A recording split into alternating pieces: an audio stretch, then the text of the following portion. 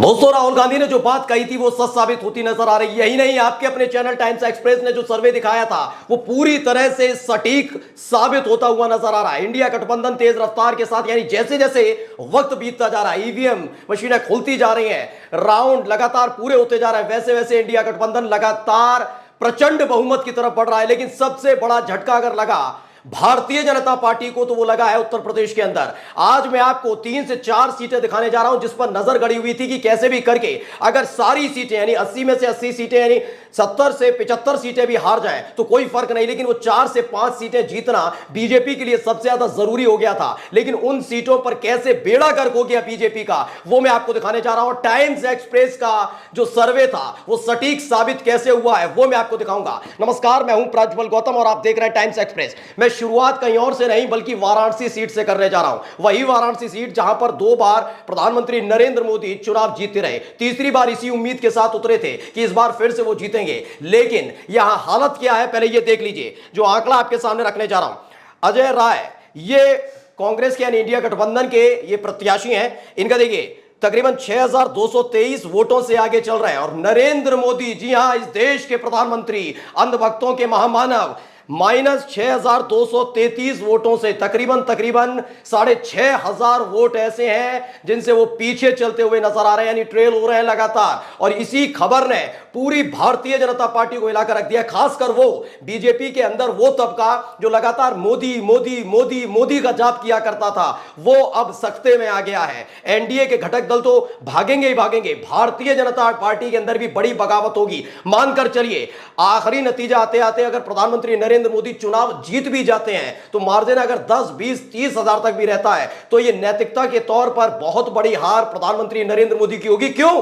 क्योंकि 2014 के बाद से लगातार, चाहे वो लोकसभा का चुनाव हो, चाहे वो विधानसभा का चुनाव हो, यहां तक कि पार्षद, नगर निगम के चुनाव या फिर पंचायत के चुनाव हो, यह कहा जाता रहा पार्टी मत देखिए, प्रत्याशी मत देखिए, देखना है तो मोदी जी का चेहरा देखिए, उनके आधार पर वोट दीजिए, उनका चेहरा देखकर वोट दीजिए। लेकिन इस बार जो हालत हुई है बीजेपी की, यह मोदी की नैतिक हार है और इसके आधार पर उन्हें, नैतिकता के आधार पर इस्तीफा दे देना चाहिए। फिलहाल जो ये आपको मैं दिखा रहा हूं ये क्यों हुआ है, मैं पहले आपको समझा देता हूं। आपको याद होगा 2019 में लोकसभा का चुनाव होता है, वाराणसी से चुनकर आते हैं प्रधानमंत्री नरेंद्र मोदी। उसके फौरन बाद ही मोदी जी के सपने को पूरा करने के लिए काशी कॉरिडोर बनाने के नाम पर प्राचीन मंदिरों को तोड़ा जाता रहा है। संतों ने नाराजगी जताई, साधु संतों ने कहा कि प्राचीन मंदिर से तोड़े ना जाएं। लेकिन उस बार जब 2022 में विधानसभा चुनाव हुआ, उसमें बीजेपी ने जब जीत दर्ज की तो बताया किसी साधु संत में नाराजगी नहीं है। लेकिन आखिरी वक्त पर इस बार चुनाव के दौरान मैंने आपको खबर दिखाई थी कि इस बार काशी कॉरिडोर के नाम पर मोदी जी के सपने को पूरा करने के लिए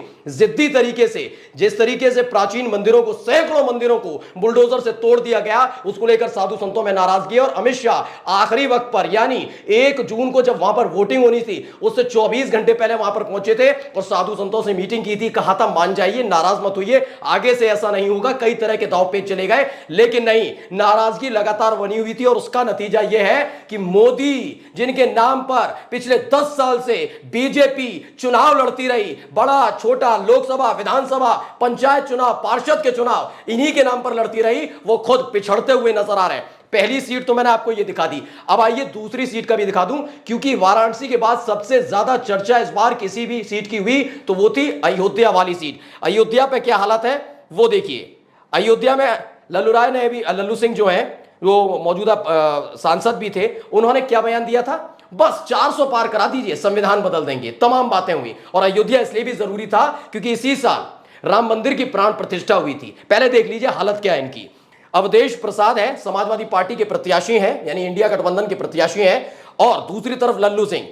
दोनों के बीच के अंदर देखिए 3500 वोटों से आगे चल रहे हैं समाजवादी पार्टी के अवधेश प्रसाद, जो अखिलेश यादव की सरकार में मंत्री भी रह चुके हैं। तो अवधेश प्रसाद आगे चल रहे हैं और लल्लू सिंह हार की तरफ धीरे धीरे बढ़ते हुए नजर आ रहे हैं। यानी जिस प्राण प्रतिष्ठा के नाम पर, राम मंदिर के नाम पर, अयोध्या के नाम पर, केवल उत्तर प्रदेश नहीं, उत्तर प्रदेश, बिहार, हिंदी पट्टी के जितने राज्य थे, उत्तर प्रदेश, बिहार, झारखंड, महाराष्ट्र, आप आ जाइए, मध्य प्रदेश, राजस्थान, झारखंड के साथ साथ छत्तीसगढ़, उत्तराखंड, हरियाणा, हिमाचल प्रदेश, पंजाब, मतलब इन राज्यों में ये माहौल बनाना था कि मोदी जी ने देखो सुप्रीम कोर्ट से रास्ता साफ करा दिया, राम मंदिर बनवा दिया। लेकिन कहते हैं सनातन में श्राप लगता है तो श्राप लगता हुआ नजर आ रहा है। वाराणसी में मोदी जी पीछे चल रहे हैं तो अयोध्या से जो मौजूदा सांसद है लल्लू सिंह बीजेपी के, तकरीबन 3,500 वोटों से पीछे चल रहे हैं। यानी अयोध्या वाला जो पूरा का पूरा मुद्दा उठाया था कि हिंदुओं के ब्रांड एम्बेसडर बन जाएंगे, राम मंदिर के नाम पर हिंदुओं का वोट झटक लेंगे, लेकिन कुछ नहीं हुआ।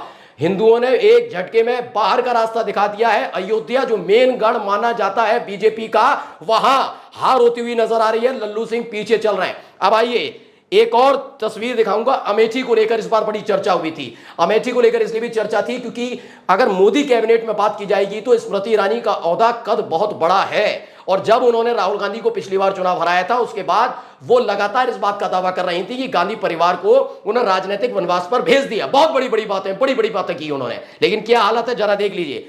जो किशोरी लाल है, जो गांधी परिवार के बेहद खासम खास माने जाते हैं, तकरीबन 62,000 से ज्यादा वोटों से आगे चल रहे हैं किशोरी लाल। और अमेठी से स्मृति ईरानी की हालत क्या है? तकरीबन 62,000 से ज्यादा वोटों से वो पीछे चल रही हैं। कुल मिलाकर अब आप देखिए अमेठी में हालत यह है। क्या कहा जा रहा था? अमेठी छोड़िए, रायबरेली से राहुल गांधी आ रहेंगे। रायबरेली की सीट पर जाकर देख लीजिए, वायनाड देख लीजिए, रायबरेली देख लीजिए, दोनों सीटों से राहुल गांधी जीतने जा रहे हैं।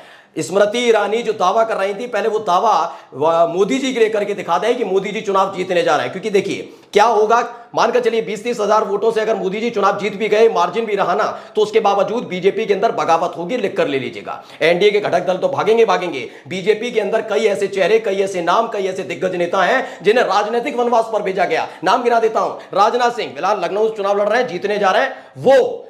दूसरे नितिन गडकरी, सुषमा स्वराज है नहीं, लेकिन अगर सुषमा स्वराज होती तो वो भी इस बात पर खुश होती हुई नजर आती। क्योंकि जिस तरह से लाल कृष्ण आडवाणी के नाम को घटाकर मोदी के नाम को आगे बढ़ाने का काम किया था, और मोदी का जो गुट था वो लगातार 2013 में सक्रिय हुआ था, और उसी के तहत 2014 में पीएम पद के दावेदार मोदी बने थे। और लाल कृष्ण आडवाणी के उठ के जितने नेता थे उनको साइडलाइन किया जा रहा था, जिसमें शिवराज सिंह चौहान भी थे, वसुंधरा राजे सिंधिया भी थी। इन तमाम नेताओं को साइडलाइन करने का काम किया। लेकिन अब ये सारे के सारे नेता सिर उठाते हुए नजर आएंगे। न केवल वाराणसी में मोदी की सीट फंसती हुई नजर आ रही है, स्मृति ईरानी बड़ी तेज रफ्तार के साथ हार की तरफ बढ़ रही हैं। अब एक और सीट आपको दिखाने जा रहा हूं। ये सीट देखिए, बाकायदा राम मंदिर की प्राण प्रतिष्ठा, हमने ये कर दिया, हमने वो कर दिया, हिंदुओं के लिए किया। इसलिए इन्होंने मेरठ सीट से खास तौर पर जो रामायण धारावाहिक थे उसमें राम का पात्र निभाने वाले अरुण गोविल को लेकर आए थे। उनका एटीट्यूड लोगों ने देख लिया कि रियल लाइफ क्या होती है और रियल लाइफ क्या होती है। उनको मुद्दे नहीं पता थे, पहले मैं चुनाव जीत लूं फिर मैं देखूंगा क्या मुद्दे हैं। और ये देखिए भारी पड़ता नजर आ रहा है। तकरीबन 8,500 वोटों से पीछे चल रहा है। सुनीता वर्मा जो समाजवादी पार्टी की प्रत्याशी है, इंडिया गठबंधन की प्रत्याशी है, तकरीबन 8,500 वोटों से आगे चल रही है। और अरुण गोविल जो वोटिंग होने के फौरन बाद ही मुंबई चले गए थे, वो 8,500 वोटों से पीछे चल रहे हैं, यानी हार की तरफ बढ़ रही।